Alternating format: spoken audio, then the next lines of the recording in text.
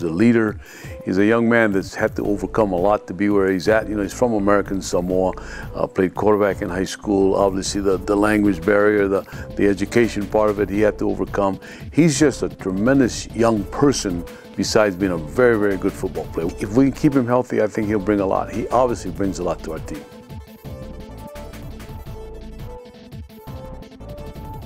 Well, we probably have four. Ikaika Woolsey is a very athletic young guy. He's been in the program for a couple of years, and he brings that athleticism to us. He's a big, strong guy, 6'1", 6'2", probably 215, 220 pounds, lifts with the offensive lineman, brings that athleticism. You know, Taylor Graham is back. Unfortunately, never really got healthy, missed spring practice. We're still very hopeful that he can do something. Jeremy Higgins was our backup last year, started the game, but he has an Achilles problem, so he did not take part in the off-season workouts. And then we brought a young guy in that's a returned Mormon missionary, so he's older. Beau Riley had committed to Colorado State. Jim McElwain and those guys had taken over, didn't have room, so he came with us. So we have four guys we have to pick from. But again, as I said before, we have to pick that guy in a hurry. The rest of the team needs to know who their leader is, and we'll make that decision in probably the first week of camp.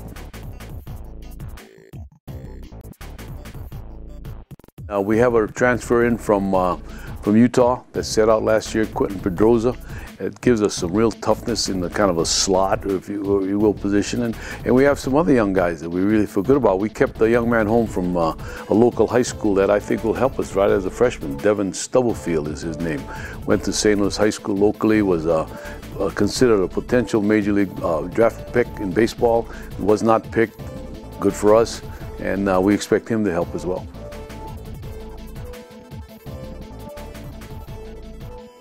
He's a joy. I don't know if you've been around him much, but he's also our punt returner. He's our punter. He's our best holder. We try to get him out of that one. And he's such an athletic guy. You know, in Australia where he played, he's an older guy, as you know. In Australian rules football, he's considered a bright, you know, almost a Tom Brady-like guy in that arena. And so he brings a lot of maturity to us, and he's fun to be around, and such versatility that, you know, we can see.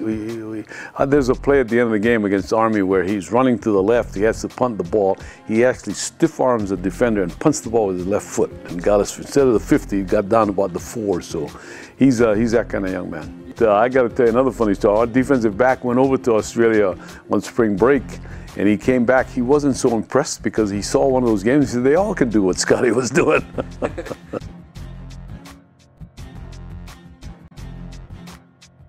You know, this is what gives us the optimism and the hope, is that our team is finally senior driven.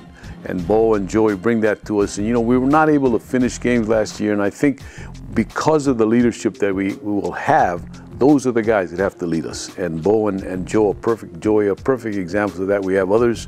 Beau, whether it's the first play or the last play of the game, you're going to see that same motor, that same effort, that same enthusiasm, and it's infectious.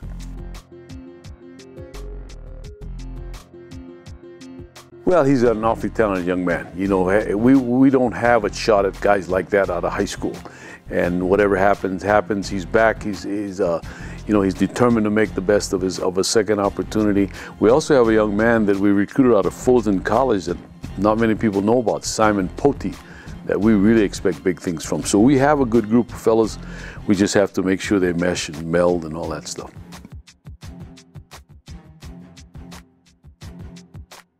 Yeah, our mantra for the entire off-season, they wear a T-shirt every day that says finish, and we need to learn to do that. But I think what helps that is the leadership and the seniors that are part of it, that have the experience, that understand what it takes to finish a ball game. You know, you want to play the best to see if you are the best.